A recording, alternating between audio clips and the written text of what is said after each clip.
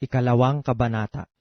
Nang ipanganak nga si Jesus sa Bethlehem, ng Judea, sa mga kaarawan ng haring si Herodes, narito ang mga pantas na lalaki ay nagsidating sa Jerusalem mula sa silanganan, na nagsisipagsabi, "Saan naroon ang pinanganak na hari ng mga Hudyo?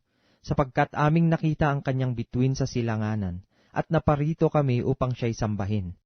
Nang marinig ito ng haring si Herodes, ay nagulumihanan siya, at pati ng buong Jerusalem. At pagkatipon sa lahat ng mga pangulong saserdote at mga iskriba ng bayan, ay siniyasat niya sa kanila kung saan kaya ipanganganak ang Kristo. At sinabi nila sa kanya, "Sa Bethlehem ng Judea, sapagkat ganito ang pagkasulat ng propeta.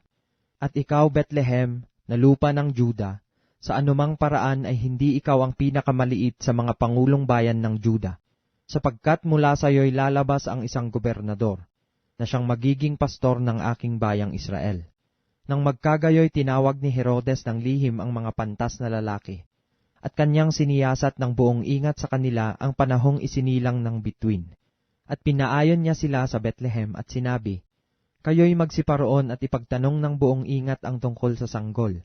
At pagkasumpong ninyo sa kanya, ay ipagbigay alam ninyo sa akin, upang ako na may makaparoon at siya'y aking sambahin."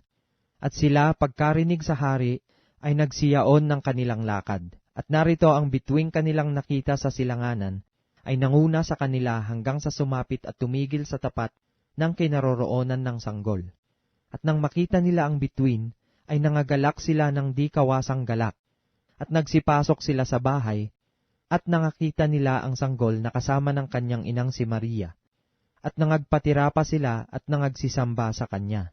At pagkabukas nila ng kanilang mga kayamanan, ay inihandog nila sa kanya ang mga alay, na ginto at kamangyan at mira. At palibhas ay pinagsabihan sila ng Diyos sa panaginip na huwag silang mangagbalik kay Herodes, ay nangagsiuwi sila sa kanilang sariling lupain sa ibang daan. Nang mga kaalis nga sila, narito ang isang anghel ng Panginoon ay napakita kay Jose sa panaginip, na nagsasabi, "Magbangon ka at dalhin mo ang sanggol at ang kanyang ina, at tumakas ka hanggang sa Ehipto, at dumuon ka hanggang sa sabihin ko sa iyo, sapagkat hahanapin ni Herodes ang sanggol upang siya'y puksain." At siya'y nagbangon at dinala ang sanggol at ang ina nito sa kinagabihan, at napa sa Ehipto, at dumuon hanggang sa pagkamatay ni Herodes, upang maganap ang sinabi ng Panginoon sa pamamagitan ng propeta, na nagsasabi, "Mula sa Ehipto ay tinawag ko ang aking anak."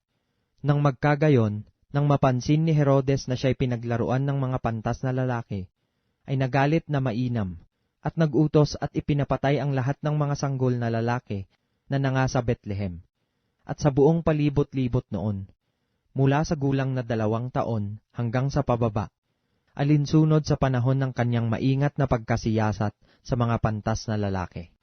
Nang magkagayoy naganap ang sinalita sa pamamagitan ng propeta Jeremias, na nagsasabi, "Isang tinig ay narinig sa Rama, pananangis at kalagim-lagim na iyak. Tinatangisan ni Raquel ang kanyang mga anak, at ayaw na siyang maaliw, sapagkat sila'y wala na." Ngunit pagkamatay ni Herodes, narito ang isang anghel ng Panginoon ay napakita sa panaginip kay Jose sa Ehipto, na nagsasabi, "Magbangon ka at dalhin mo ang sanggol at ang kanyang ina, at pumatungo ka sa lupain ng Israel, sapagkat nangamatay na ang nangamimithi sa buhay ng sanggol." At nagbangon siya at dinala ang sanggol at ang kanyang ina at pumatungo sa lupa ng Israel. Datapwat nang mabalitaan niya na si Arkelao ang naghahari sa Judea, nakahalili ng kanyang amang si Herodes, ay natakot siyang pumatungo roon.